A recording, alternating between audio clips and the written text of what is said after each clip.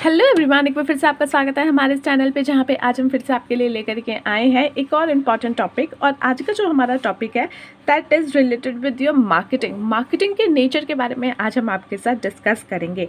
छोटा सा टॉपिक है लेकिन एक फुल फ्लेज क्वेश्चन में आपका ये कवर अप किया जा सकता है, जैसे कि मार्केटिंग का मतलब बताइए, नेचर्स बताइए, ऑब्जेक्टिव्स बताइए एंड एडवांटेज एंड डिसएडवांटेज करके एक प्रॉपर फुल फ्लेज क्वेश्चन आपको एग्जाम में दिख सकता है, जिसमें आप इसको एक्सप्लेन कर सकते हो और वहाँ पे आपका 4 to 5 मार्क्स का वेटेज बन सकता है। शॉर्ट मार्क्स के लिए या फिर कह लीजिए कि एक शॉर्ट नोट के लिए ये क्वेश्चन आने के चांसेस कम है, तो फुल फेच में ही ज़्यादा इसके ऑप्शन आपको मिल सकते हैं।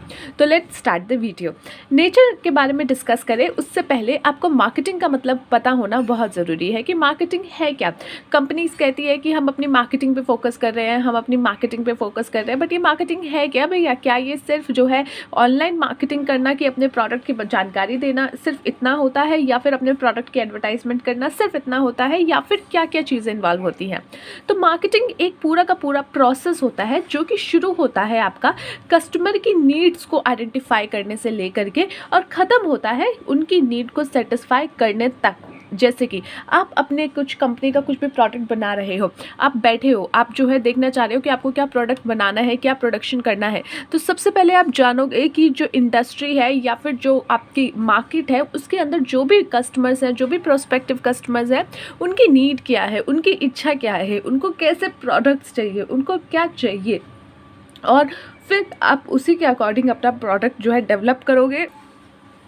प्रोडक्ट डेवलप करने के बाद उसका प्राइस डिसाइड करोगे, मार्केट में उसको उतारोगे, मार्केट में कस्टमर तक सेल करोगे एंड कस्टमर के सेटिस्फैक्शन तक। ये पूरे पॉइंट यानी कि कस्टमर की नीड जानने से लेकर के कस्टमर के जो है सेटिस्फैक्शन तक, ये पूरा जो प्रोसेस है दैट इज़ योर मार्केटिंग। तो ये पूरी चीज़ आपकी मार्केटिंग में आ जाती है। अब कई लोग सोचेंगे ये तो पूरा बिजनेस ही हो गया, तो एक्चुअली में हाँ आप कह सकते हो। सो मार्केटिंग में इंक्लूड होती है सारी एक्टिविटी जो कि directly the flow of goods and services from the producer to the consumer और यूज़, जहाँ पे आप क्या करते हो, अपने गुड्स का फ्लो करते हो कहाँ से कहाँ तक, फ्रॉम द प्रोड्यूसर जो प्रोड्यूस कर रहा है वहाँ से लेकर के कंज्यूमर या जो भी उसका यूज़र है वहाँ तक। Involves performance of various activities in an integrated manner to satisfy the need of present and potential customer. यहाँ पे आप क्या करते हो, सारी वो एक्टिविटीज़ करते हो ताकि आप जो है अपने पोटेंशियल कस्टमर या जो भी प्रेजेंट कस्टमर है उनकी नीड्स को सेटिस्फाई कर सको। ठीक है, अब इसके नेचर की बात कर लेते हैं। सबसे पहला अभी हमने देखा कि कस्टमर की नीड को लेकर के कस्टमर के सेटिस्फैक्शन तक का ये पूरा प्रोसेस होता है, विच मीन्स कि कस्टमर यहाँ पे मेन पर्सन है जिसको देख करके पूरा आपका बिजनेस उसके इर्द गिर्द चल रहा है। तो यहाँ पे कस्टमर फोकस्ड आपका ये बिजनेस है, कस्टमर के ऊपर फोकस आपकी ये चीज़ें हैं। तो मार्केटिंग जो है आपकी कस्टमर फोकस होती है, यहाँ पे कस्टमर ही मेन भगवान होता है, कस्टमर ही सब कुछ होता है।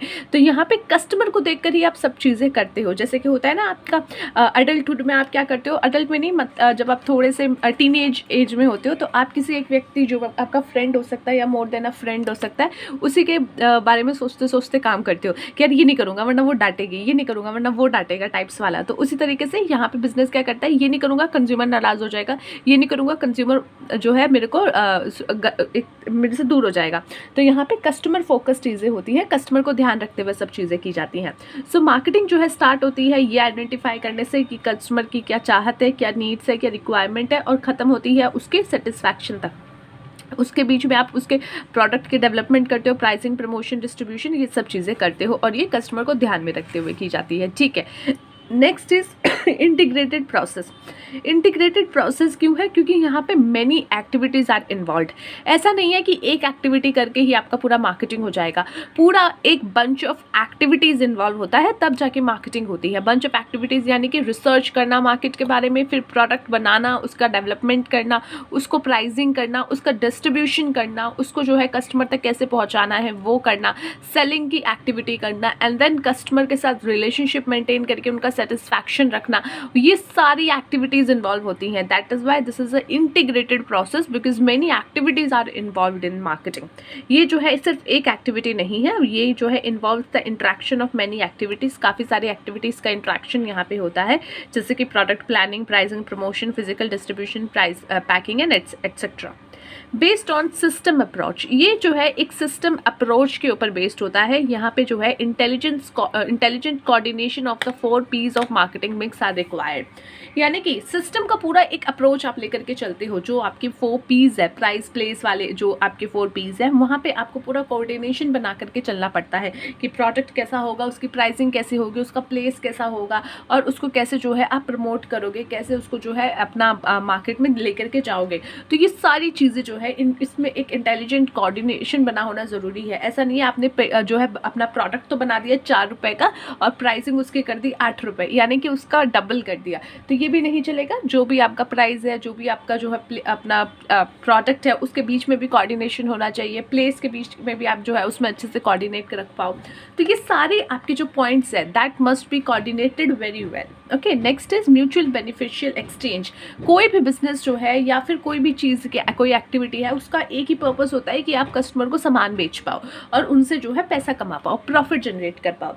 तो यहाँ पे ये म्यूचुअल बेनिफिट एक्सचेंज होता है, जहाँ पे आप मार्केटिंग करके क्या करते हो, प्रोडक्ट के कस्टमर तक सेटिस्फैक्शन, उसकी नीड को सेटिस्फाई करते हो, और उसके बदले में आपको क्या मिलता है, उसके बदले में आपको मिलता है पैसा। ठीक है, यहाँ पे आप कई बार कहते हो ना, यार मैंने उसके लिए ये किया वो किया, मुझे क्या मिला, कुछ नहीं मिला। तो भैया बिजनेस में मिल जाता है, वो पैसा मिलता है, तो ये सब चीज़ें छोड़ के बिजनेस पे थोड़ा ध्यान दे लो। ठीक है, तो यहाँ पे म्यूचुअल बेनिफिशियल एक्सचेंज आपको मिलता है। एंड क्या मिलता है, अगर बिजनेस के पॉइंट ऑफ व्यू से देखोगे तो बिजनेस इज गेटिंग मनी, वो अपना प्रॉफिट जनरेट कर रहे हैं, और वहीं पे कस्टमर की नज़रिए से देखोगे तो उनकी जो भी नीड है वो उनकी सेटिस्फाई हो रही है। So mutual beneficial exchange, the buyer gets what satisfaction goods and service and the seller get value in exchange of goods and services. ठीक है बेटा, next is your interaction with external environment. यहाँ पे क्या होता है, एक्सटर्नल एनवायरनमेंट के साथ इंट्रैक्शन होता है।